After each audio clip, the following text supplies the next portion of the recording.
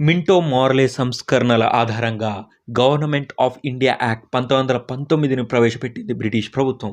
ఇందులో బ్రిటిష్ ప్రభుత్వం అడ్మినిస్ట్రేషన్‌లో Indians participation అంటే ఇండియన్స్ యొక్క భాగస్వామ్యాన్ని పెంచడానికి ప్రయత్నిస్తది అని చెప్పింది. అంతేగాకుండా ఇండియాలో ఒక రెస్పాన్సిబుల్ గవర్నమెంట్ అంటే ఒక బాధ్యతాయుతమైన ప్రభుత్వాన్ని ఏర్పాటు చేసే పూర్తి జిమ్మెదారీ తమదే అని చెప్పి బ్రిటిష్ ప్రభుత్వం వెల్లడించింది. ఈ యాక్ట్ చివర్లో ఇంకో పాయింట్‌ని కూడా మెన్షన్ చేసింది. అదేందంటే గవర్నమెంట్ ఆఫ్ ఇండియా యాక్ట్ 1919 అమలైన 10 సంవత్సరాల తర్వాత అంటే ఎగ్జాక్ట్‌లీ 10 సంవత్సరాల తర్వాత ఒక కమిషన్‌ని ఏర్పాటు చేసి గవర్నమెంట్ ఆఫ్ ఇండియా యాక్ట్ 1919 ద్వారా జరిగిన ప్రోగ్రెస్‌ని అంటే అభివృద్ధిని పరిశీలించి కొత్తగా ఎటువంటి సవరణలు చేయాలనో ఈ కమిషన్ డిసైడ్ చేసే విధంగా ఒక కమిషన్‌ని ఏర్పాటు చేయాలి అని అనుకుంటది బ్రిటిష్ ప్రభుత్వం. కానీ అనుకున్న టైం కంటే ముందే దేశ పరిస్థితులు బాగా లేని కారణంగా 1927లో సైమన్ అధ్యక్షతన ఒక కమిషన్ని ఇండియాకి పంపిస్తుంది బ్రిటిష్ ప్రభుత్వం. ఈ కమిషన్లో మొత్తం 7 సభ్యులను బ్రిటిష్ ప్రభుత్వం నియమించింది. ఈ 7 కూడా బ్రిటన్ పార్లమెంట్లోని సభ్యులు.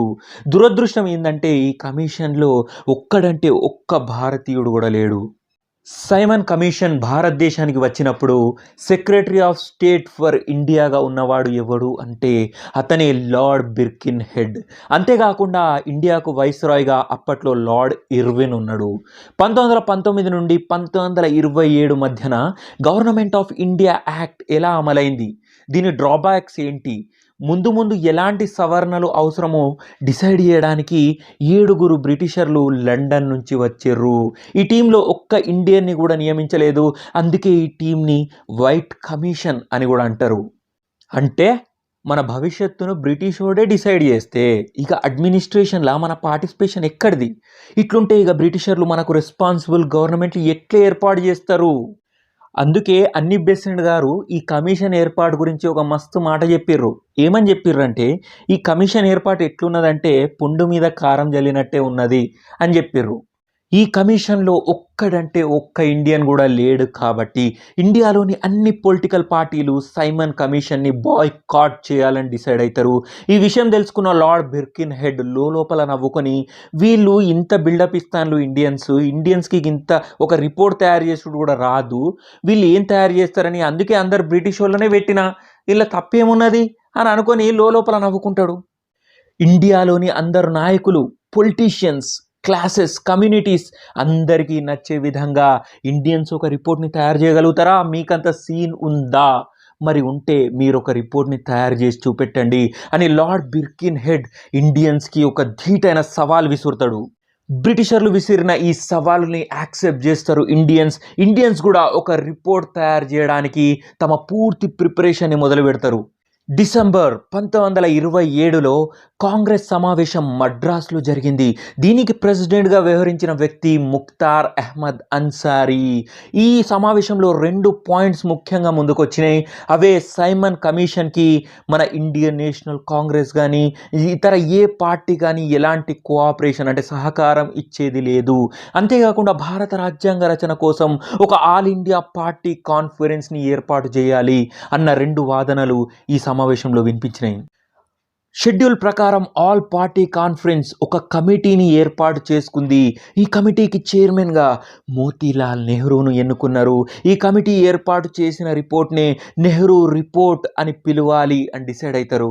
మోతీలాల్ నెహ్రూ ఇంత పెద్ద బాధ్యత తనపైన వేసారు కాబట్టి ఒక నెహ్రూ రిపోర్ట్ని తను తయారు చేసి సబ్మిట్ చేయాలి కాబట్టి దీని గురించి మొత్తం హోంవర్క్ చేసుకుంటాడు.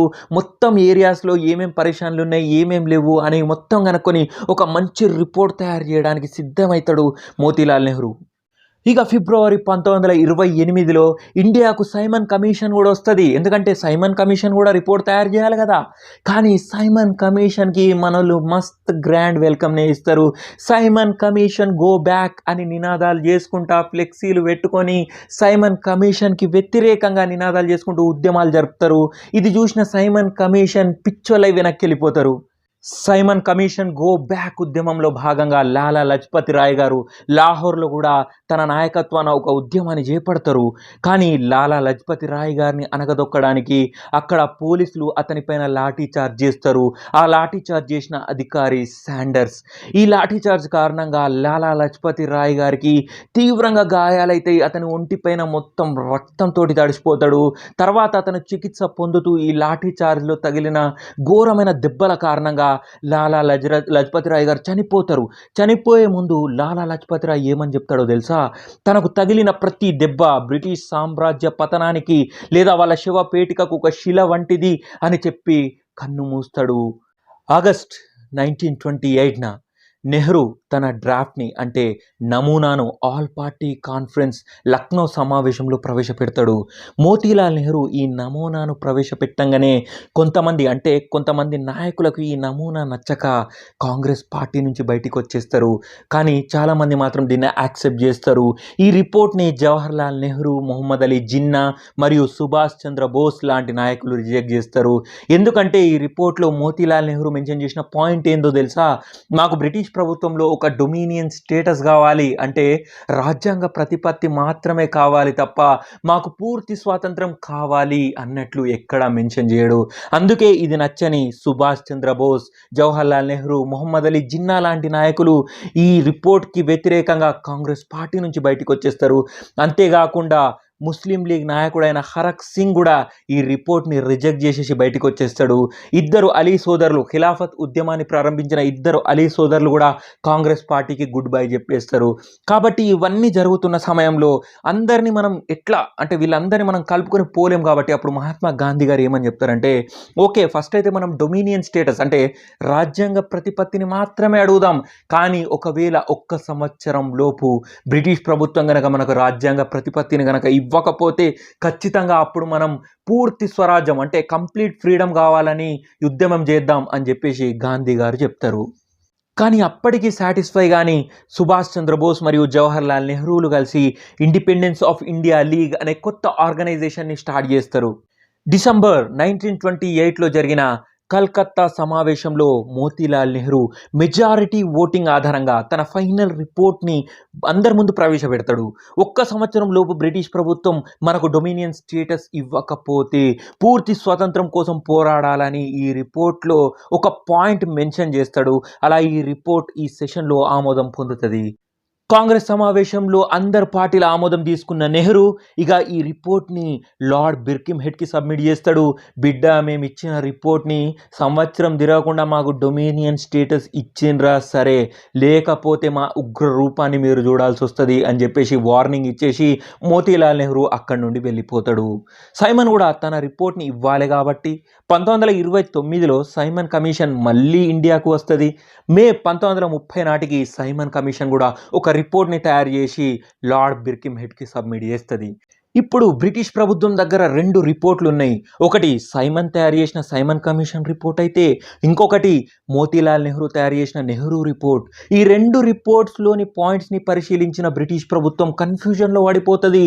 వీటిని తీసుకోవాలన్నా లేకపోతే నెహ్రూ రిపోర్ట్ని తీసుకోవాలన్నా అర్థం కాదు వాళ్ళకు. అందుకే బ్రిటిష్ ప్రభుత్వం ఈ 2 రిపోర్ట్స్ పైన చర్చించడానికి 3 రౌండ్ టేబుల్ సమావేశాలను ఏర్పాటు చేయాలని డిసైడ్ చేస్తుంది. ఈ 3 సమావేశాల్లో అటు బ్రిటిష్ ఇటు ఇండియన్స్ మధ్యన జరిగిన చర్చల ఆధారంగా 1935 నాటికి గవర్నమెంట్ ఆఫ్ ఇండియా యాక్ట్ని ప్రవేశపెట్టాలని డిసైడ్ అవుతుంది బ్రిటిష్ ప్రభుత్వం. సో మీరు కూడా ఆ 3 రౌండ్ టేబుల్ సమావేశాలకు సిద్ధంగా ఉండండి. జై హింద్.